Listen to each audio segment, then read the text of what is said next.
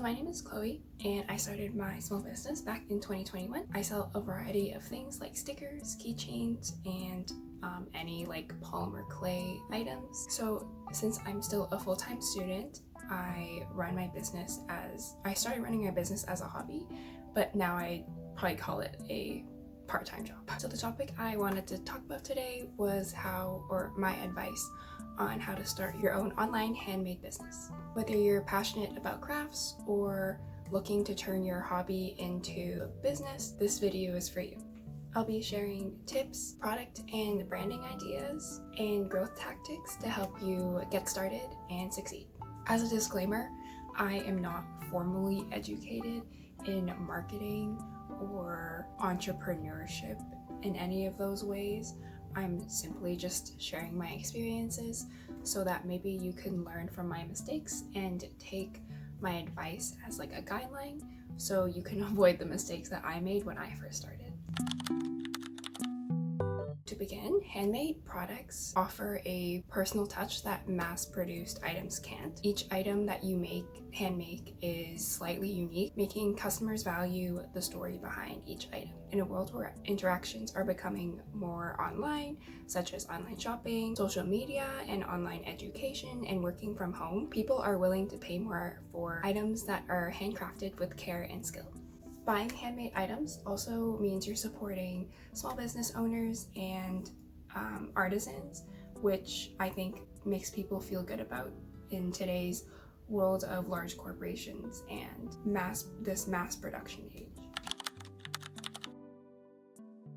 So there are many pros and cons of selling on Etsy versus running your own website. So Etsy is a marketplace, meaning it connects buyers and sellers on an e-commerce platform. Etsy provides an established audience, meaning it brings you traffic and you don't have to bring your own traffic. Specifically, it brings customers that are looking for unique and handmade items. Also, it's very interactive, so the listings and templates are easy to use and easy to get started on. It also offers built-in marketing tool where you can pay for ads on their website to promote your listings. However, I do think that Etsy's biggest drawback is how much fees there are to pay. So every transaction, there's also postage fees and listing fees that quickly add up, especially if you pay for their ads as well as offsite ads. There's also a higher competition between sellers because many sellers sell similar things. There also isn't that much customization on Etsy, so it has like a general layout and every store has the same layout. If you have any questions about the website, the advice you're looking for may not be up to date, or there might not be anything specific enough that explains what you're looking for. But when you make your own website, you have more control over the layout and the user experience of your website. A popular example would be Shopify or Big Cartel that allows you to have many customization options. This way you can avoid listing and transaction fees, and the marketing is more flexible, such as email marketing or content marketing. However, this way you have to bring in your own traffic and there's no built-in audience. This means you have to invest more time in marketing and have a better understanding of SEO and digital marketing. SEO is search engine optimization, and it's basically, Google defines it as the process of maximizing the number of visitors to a website and ensuring that the website appears high on the list of a search engine. So when you search something up, it's the first few websites that show up when you search something. Let's say, for example, I want to look up giraffes, and so I put the keyword giraffe into the Google search engine, and the first website that shows up is a Wikipedia page about giraffes. The Wikipedia page has a high rank on the Google search engine, so it would show up as the first few website options. It also has a higher upfront investment because you need to pay for a domain. Overall, I think Etsy is great for beginners because it brings you the audience, and it's a good starting point for those who don't want to start really big and just want to have like a few listings or a few products. It's also good for those who want to get their products in front of people quickly without a significant initial investment. On the other hand, making your own website offers you more control, more customization, and potentially lower costs in the long term. It's suitable for those who can invest in marketing and SEO research. That being said, I did start to sell my stuff on Etsy, and I still sell my stuff on Etsy. And when I first started my online business, I didn't do any research. I started with 6 unique handmade polymer clay figurines and 2 sticker listings. I still run my shop on Etsy, but I hope to move to a website one day. I actually didn't start with doing research, and I think that took a lot of stress away from this daunting task. I just made things that I enjoyed making and made choices not based on whether it was popular or trendy, but whether I enjoyed making it. I like foxes, so I made fox figurines, and I liked cutting stickers by hand with a pair of scissors, so I would cut 100 units of stickers by myself. And I did that because repetitive things bring me comfort. I'm not saying that you have to like that stuff too. I am saying that you should start your business on something you're passionate about and something that you like, and not what is popular. I basically just listed stuff and hoped for the best. So far, the best way for me to learn has been just learning as I go. I think the reason why I didn't do that much research at the beginning was because I wasn't expecting my shop to actually do very well. I just wanted to try it because if I didn't try, I wouldn't know. However, now that I am deeper into the process, I do see the value of knowing your target audience and the market and the competition of the market, as well as your customer base. I'd say it's best to start small and then gradually make more products. You don't have to start with 50 products, or else it'll be too overwhelming to keep up with so much inventory. This also allows you to manage your costs and see what sells best. So I started with clay items, but I think that might have been a mistake on my part because I didn't understand, or I didn't grasp how complicated shipping would have been in the beginning.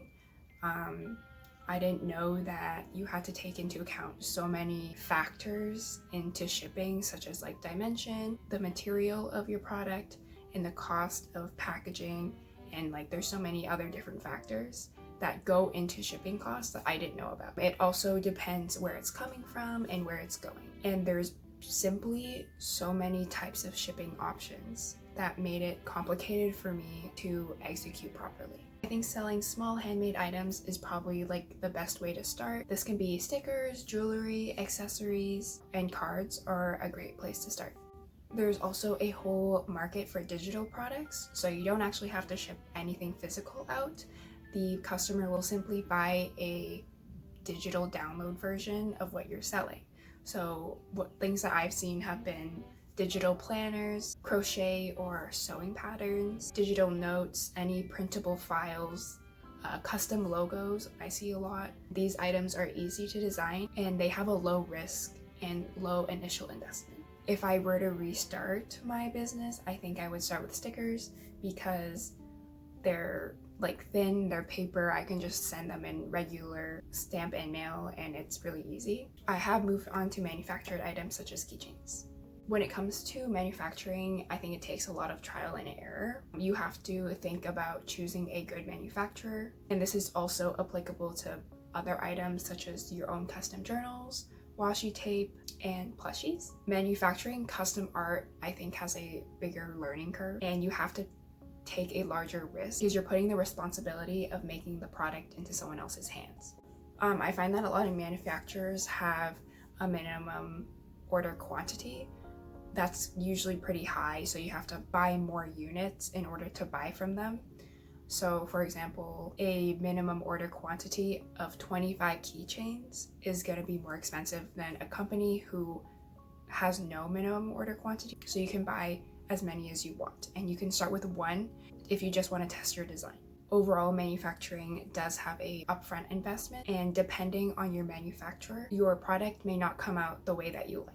And in this case, you would have to try a different manufacturer.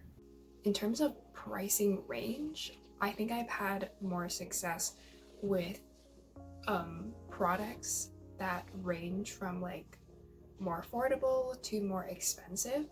So my clay items like keycaps and even some of my keychains are more on the expensive side, whereas like all my stickers are more on the affordable side. And that way you can get a greater range of customers that are looking to either spend more money or spend less money.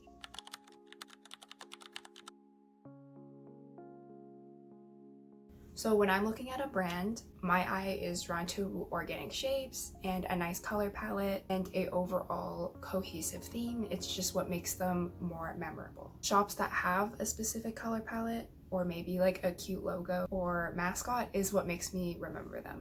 Personally, the gray, black, white type of monochrome aesthetic that is so popular nowadays in interior design and even clothing is not really exciting to me. So that's what I wanted my shop to reflect. If that aesthetic is your preference and you like that, then you should do that.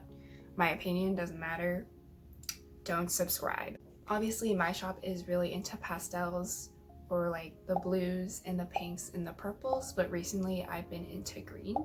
So hopefully my future items will have more green in them. Shops with an overall cohesive color palette or theme to their listing and brand is what makes them so eye-catching to me. This could be the use of a consistent color or font or even photography style. Not only is the online aspect important, but I also think that packaging has a huge impact on customer experience and customer satisfaction.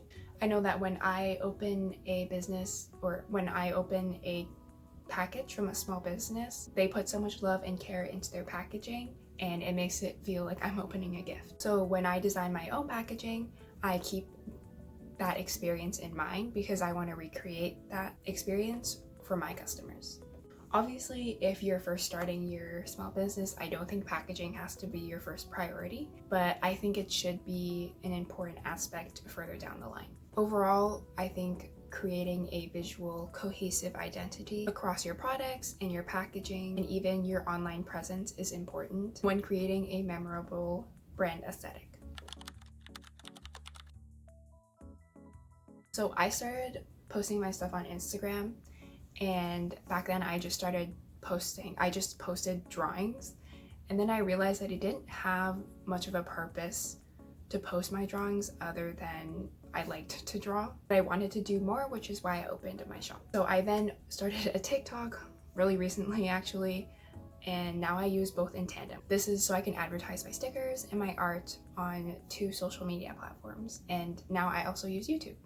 I think that customer engagement is also a huge factor in bringing returning customers. By offering good customer service, it encourages people to return. You can also encourage people to leave reviews and feedback in order to build trust with your customer base so that you can also improve your items. I've also found it really helpful to reach out to other small business owners if you ever need any small pieces of advice. I've done this with shipping advice before, and you can ask them for advice if they sell like similar products.